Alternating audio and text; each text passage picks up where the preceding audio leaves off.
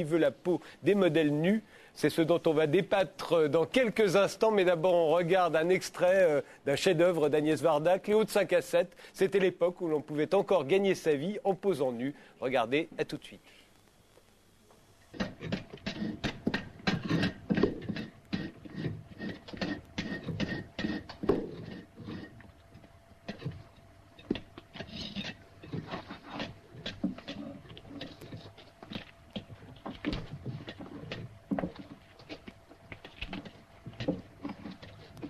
Salut.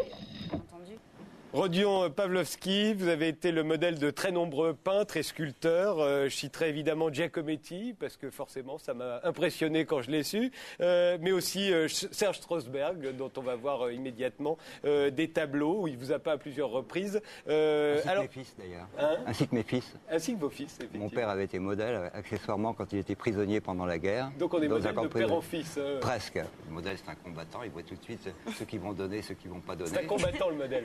Oui, Non, c'est vrai, oui. Pourquoi expliquez-nous?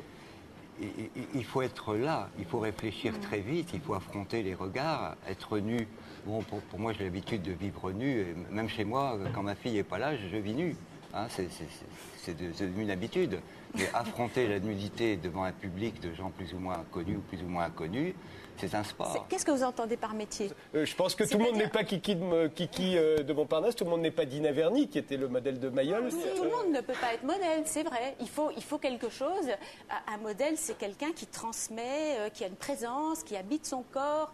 Mais on ne peut pas dire quelqu'un sera un bon modèle ou pas. Pour la première fois, la deuxième fois, mais c'est un peu à l'instar des comédiens et des danseurs. La première fois qu'ils dansent ou qu'ils se mettent en représentation, ils font quelque chose de formidable en toute innocence. Ça, c'est vrai. Et puis ensuite, il faut du métier.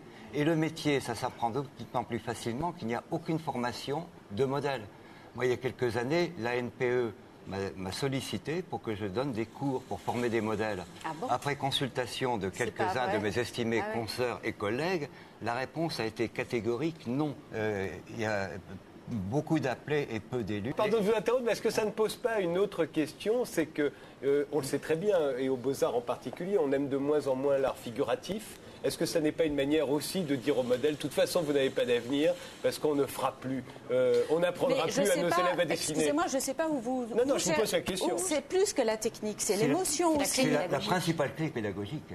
Même des gens, par exemple, des professionnels, des designers, des architectes, ou même des gens, des peintres abstraits, de temps en temps, pour se chauffer, pas plus tard qu'avant-hier, un peintre abstrait m'a fait venir pour, comme il dit, sur son expression, pour faire du modèle, pour le chauffer.